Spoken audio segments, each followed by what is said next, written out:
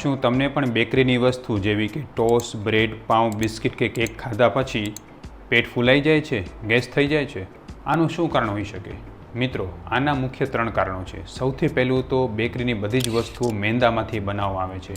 મેંદો ખૂબ જ ચીકાશયુક્ત હોવાને કારણે પેટમાં ચોંટે છે અને પેટ સાફ થવા દેતો નથી, જેને કારણે કબજિયાત થઈ જવાથી પેટમાં ગેસ ઉત્પન્ન થાય છે.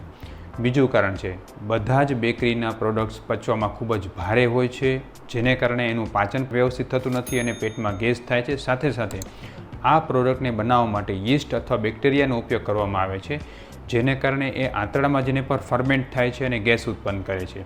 ત્રીજી અગત્યની વસ્તુ, બેકરીની બધી પ્રોડક્ટ્સમાં ઘણી વખતે જે છે એ દહીં, દૂધ, વનસ્પતિ ઘી આ બધાનો કોકટેલ કરીને ઉપયોગ કરવામાં આવે છે, જેને કારણે વિરુદ્ધાર થવાને કારણે શરીરમાં નુકસાન પણ કરે છે, પાચનને બગાડે છે અને ગેસ કરે છે. એટલે જ આયુર્વેદની દ્રષ્ટિએ બેકરી પ્રોડક્ટ્સનો ઉપયોગ કરવો ખૂબ જ જોખમી છે.